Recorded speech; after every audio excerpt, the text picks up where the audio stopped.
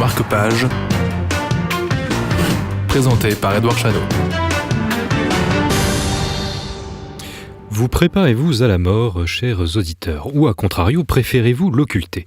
C'est avec l'envie de choquer, je veux bien l'admettre, que j'ai posé cette question ce matin à ma collègue Vera, qui attendait son café, un café très noir, à la machine à café, espérant l'angoisser, voire même la terrifier avec ma dérision macabre. Ce à quoi je ne suis pas parvenu, puisqu'elle m'a répondu, malgré l'heure matinale. Bah oui, tous les jours, grâce à la douille de balle rouillée sur mon bureau. Car en effet, une balle rouillée rapportée de Mossoul par un autre collègue est aujourd'hui posée en évidence sur son bureau. Et c'est donc moi qui ai été le plus surpris. Mais malheureusement, tout le monde n'est pas en mesure de contempler une balle irakienne rouillée sur son bureau. Alors pour vous faciliter les choses, chers auditeurs, j'ai dépêché en studio un philosophe. Car peut-être le savez-vous déjà, philosopher, c'est paraît-il apprendre à mourir. Et donc peut-être Robert Redeker est-il le mieux à même de nous apprendre ce qu'il a appris. Robert Redeker, bonjour. Bonjour, et apprendre à mourir, c'est en effet, depuis très longtemps, l'une des définitions de la philosophie. Mais bien sûr, ça ne se limite pas à ça. Bien sûr et sans doute, heureusement. Heureusement. Alors merci beaucoup de votre présence ici. Vous êtes donc philosophe, comme je viens de le dire, mais vous avez aussi publié L'éclipse de la mort aux éditions Desclée de Brouwer. Nous autres occidentaux avons, selon vous, évacué la mort, ce qui serait un tort. Alors peut-être pourrions-nous débuter par les mots. Vous soulignez, Robert Redeker, l'euphémisation de la mort. Quand un proche décède, par exemple, nous disons souvent qu'il s'en est allé. Comment interprétez-vous ce glissement lexical, Robert Redeker ? Que pourrait-il, selon vous, annoncer ? On n'ose plus tellement dire, même on n'ose plus tellement prononcer le mot de mort.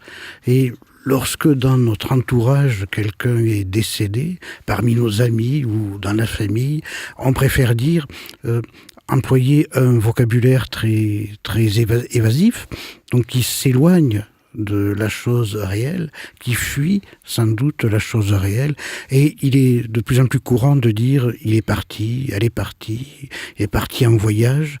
C'est quelque chose de très imprécis qui témoigne à la fois de la peur des mots et qui témoigne aussi d'un désarroi nouveau devant un phénomène, le phénomène même du vivant, la mort, un désarroi nouveau. On ne sait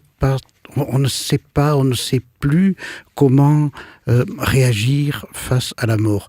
D'où l'on évacue, pour évacuer la chose, on évacue le mot, et en effet, il est parti, elle est partie, il s'en est allé, c'est très imprécis. C'est-à-dire, ça laisse entendre que c'est encore là, que c'est encore présent, que ce n'est plus là. Donc on flotte dans le vague, surtout qu'on n'ajoute jamais vers où. Alors il y a quelque chose de très paradoxal dans cette manière de parler. Si nous étions en toute logique, ce seraient les personnes croyantes, religieuses, qui diraient il est parti, elle est partie vers l'au-delà, vers le paradis, vers l'enfer, il y a une destination précise. Or, c'est le contraire qui se passe. Ce sont les gens qui ne croient en rien, donc qui n'imaginent pas qu'il y ait une destination après la mort. Ce sont les gens qui ne croient à rien, qui euphémisent tellement la mort, qu'ils vont dire il est parti au lieu de il est mort. Alors, quand on parle de la vie humaine et de la mort aujourd'hui, nous pensons souvent au transhumanisme qui voudrait extraire l'être humain de la condition humaine, donc évidemment de la mort. Mais selon vous, Robert Redeker, il est, je vous cite, un scientisme, un technicisme de la plus consternante naïveté. Alors pourquoi cette naïveté selon vous ? Oui, c'est extrêmement naïf par rapport à ce qu'est la vie, par rapport à ce qu'est la condition humaine, et sans doute par rapport à ce que l'on doit appeler immortalité. Alors, commençons par un préalable ou une petite déclaration liminaire. Le scientisme est une croyance fétichiste dans la science qui a été très développée au XIXe siècle et qui, me semble-t-il, est en train de se réincarner dans le transhumanisme. Alors maintenant, venons-en au fond du problème.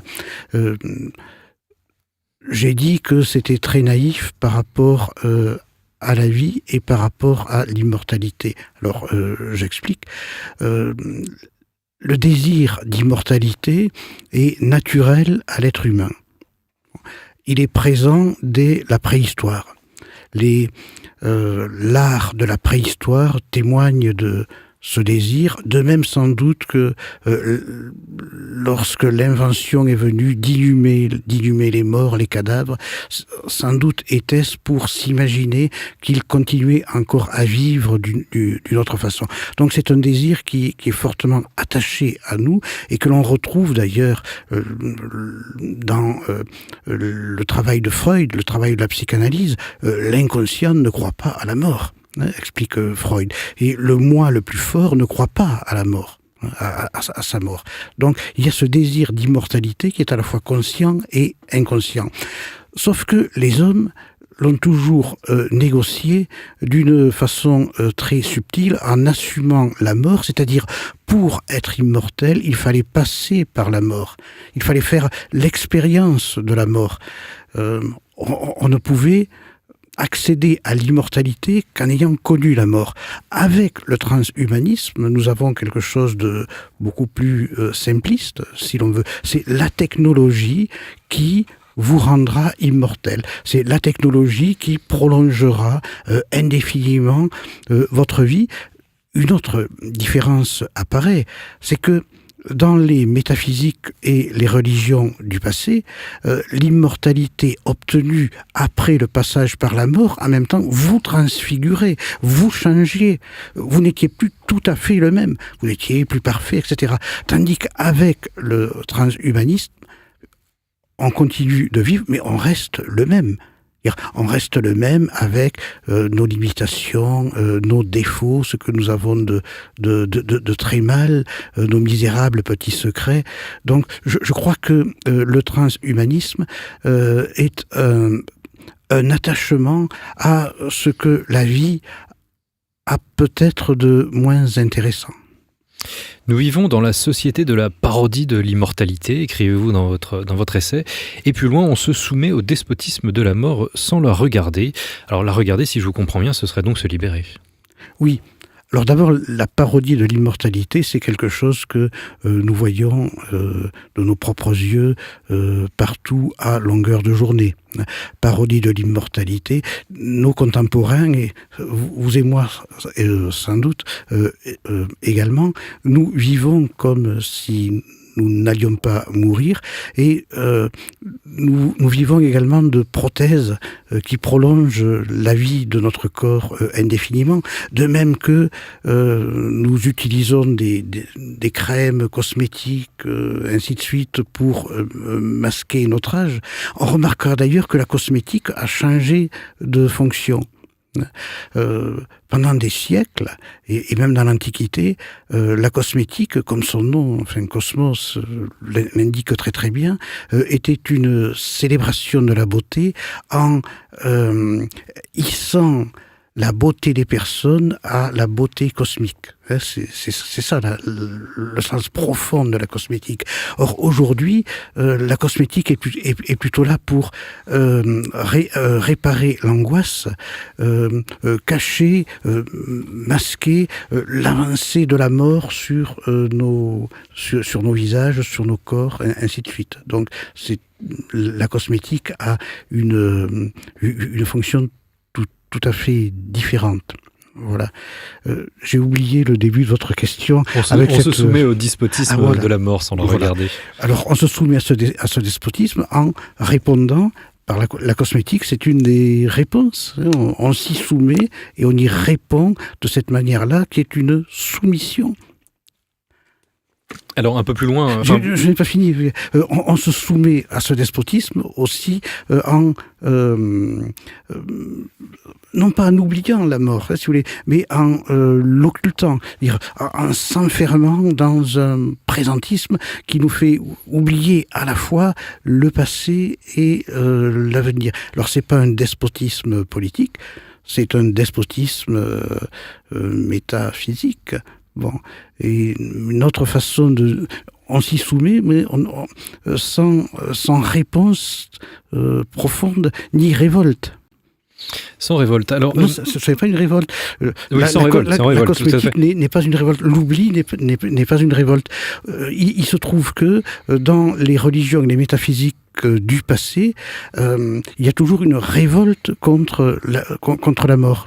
Et la réponse donnée est une réponse donnée sur le fond d'une révolte. Les hommes se révoltent contre cet inacceptable qu'est la mort, ils répondent de façon métaphysique, ils répondent par des rites, ils répondent par des croyances en une immortalité obtenue après la mort, mais aujourd'hui, avec l'oubli de révolte, il n'y a pas. Il s'agit plutôt de ne pas en parler, faire silence sur la mort, écarter les cadavres. Je crois que dans le livre, il y a beaucoup de choses sur la civilisation sans cadavre qui est la nôtre. Alors avant justement d'aborder ces cadavres, vous critiquez, vous décrivez, vous critiquez l'obsession de l'hygiène, l'hygiénisme, qui s'accompagne d'une obsession de la jeunesse que vous mentionnez déjà avec ces produits cosmétiques. Pourquoi justement cet hygiénisme vous dérange-t-il tant ?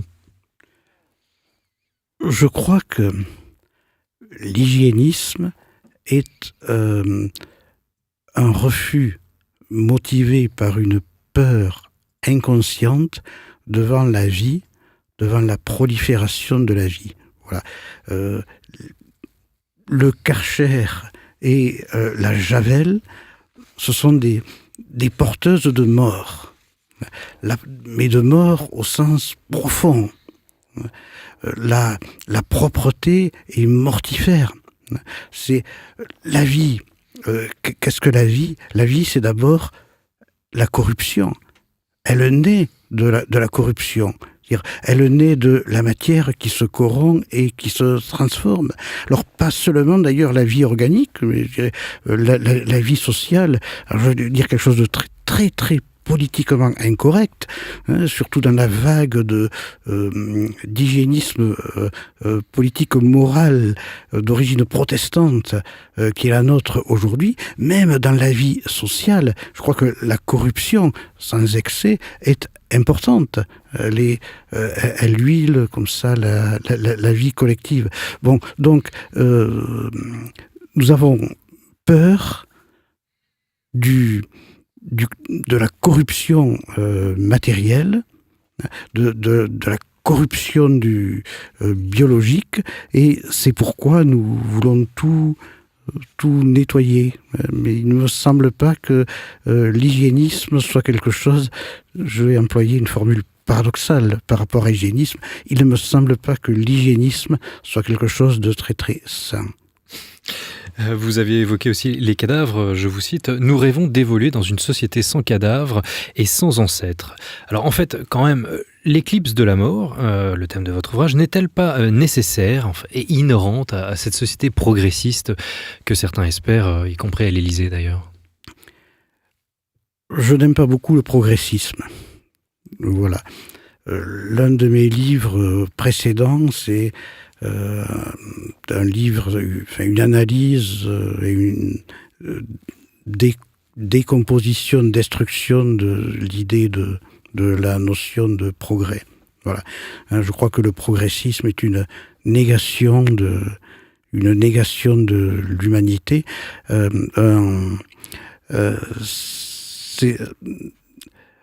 C'est une façon de vouloir éliminer l'homme pour faire advenir une sorte d'homme nouveau. C'est ça le progressisme. Bon. Alors nous discutons depuis presque 15 minutes maintenant, mais je ne vous ai toujours pas posé une question que vous soulevez évidemment dans votre essai, je rappelle le titre, « L'éclipse de la mort ». En fait, Robert Redeker, qu'est-ce que c'est la mort ? Je n'avais pas tout à fait fini de répondre à votre question précédente. Alors peut-être on peut faire les deux à la fois. Oui, éliminer au Karcher la mort pour avoir une société sans cadavre est en effet nécessaire à ce que vous appelez le progressisme, qui est une civilisation de l'oubli, qui est une civilisation du présent propre au sens hygiénique du mot. Voilà. Alors maintenant, qu'appeler mort ? Je crois que la mort n'est rien.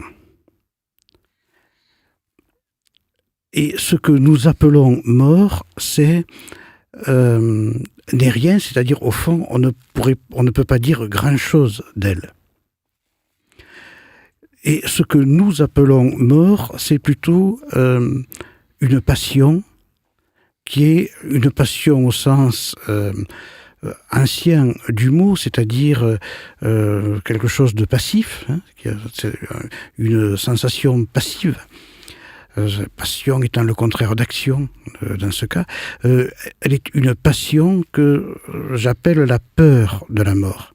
Voilà. Ce que nous appelons mort et qui nous fait réagir, c'est en fait la peur de la mort, c'est-à-dire l'imaginaire terrifiant que nous avons sur ce moment de l'existence, moment dont certains croient que c'est un moment terminal et dont d'autres croient que c'est le moment d'un basculement vers un autre type de réalité.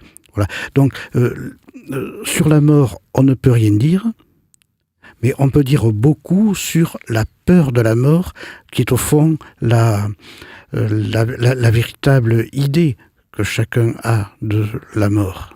Justement, sur cette peur de la mort, selon vous, elle serait le ciment de la vie commune.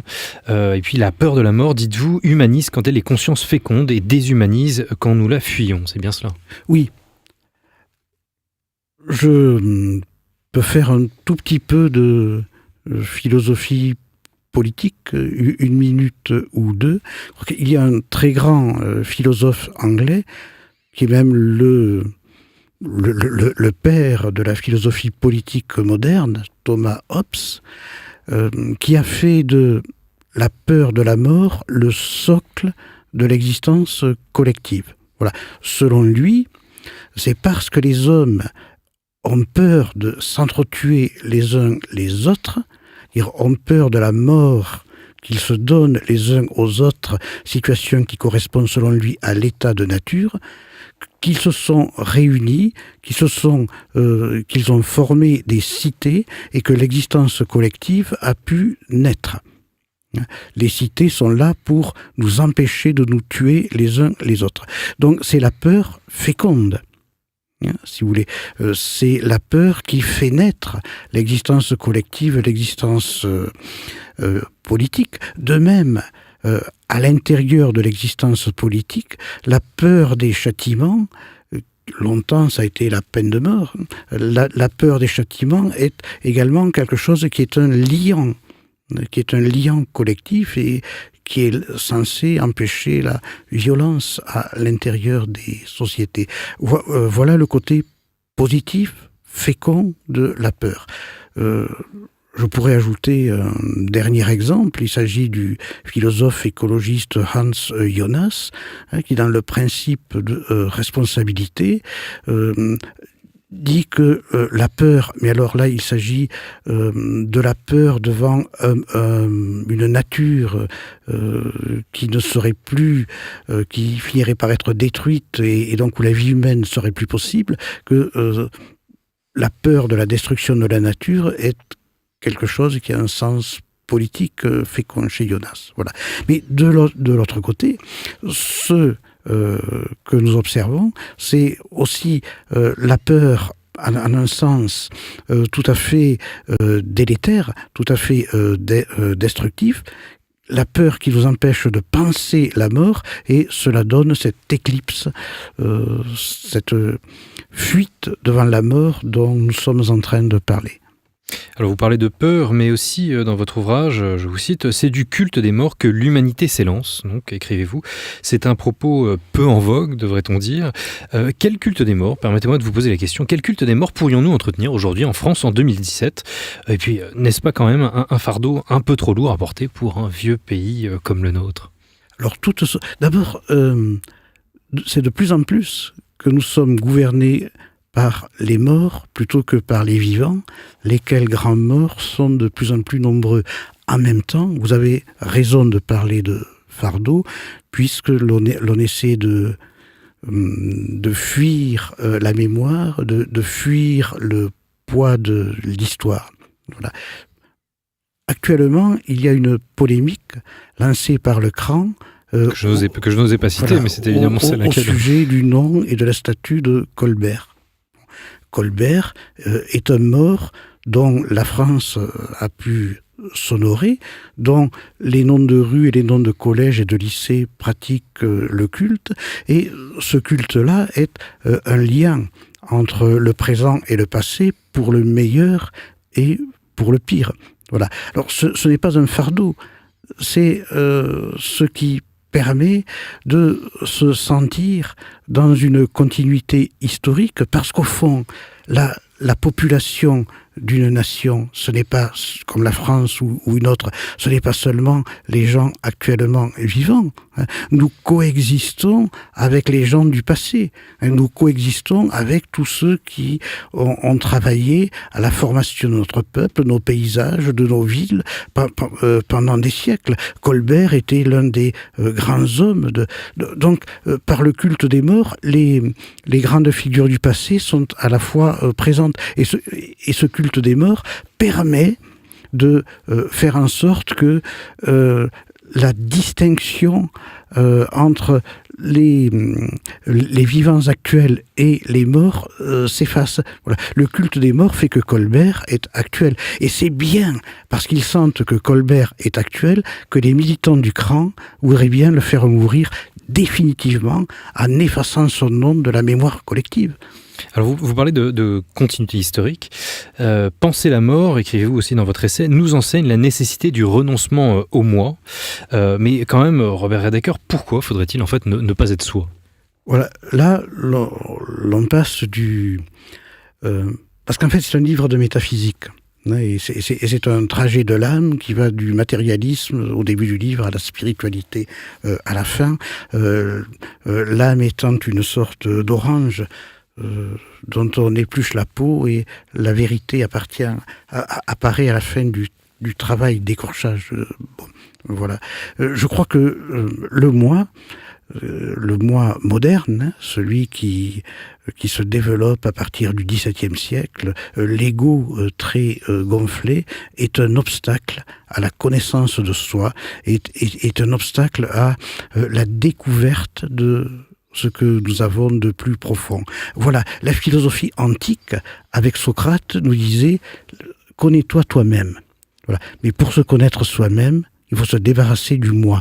Parce que ce qu'il y a à connaître, ce n'est pas le moi moderne, c'est quelque chose de beaucoup plus profond, à quoi l'on parvient par ce que des analogues de la mort, des renoncements, des abandons, ainsi de suite. Voilà. Alors je dis analogue de la mort, parce que la philosophie peut vous dire, Socrate vous dit que dans un dialogue de Platon qui s'appelle le Phédon, que l'affaire du philosophe, c'est d'être mort. Qu'est-ce que ça veut dire ? L'affaire du philosophe, c'est d'être mort. Bon, ce n'est pas d'être un cadavre, mais c'est d'avoir réussi à se débarrasser de son moi pour aller plus loin et découvrir ce qu'il y a au-delà du moi, l'âme. Parce que ce que je pense, en fait, c'est que l'âme n'est pas prisonnière du corps, comme on le dit souvent, mais elle est prisonnière du moi. C'est pourquoi le moi est haïssable, ce que nous découvrons chez Pascal. Alors, il faut pourtant partir de la mort pour accéder à l'homme. C'est en quelque sorte votre conclusion que vous écrivez dans l'ouvrage. Malheureusement, le temps coule, mais j'ai quand même une question. Actualité oblige.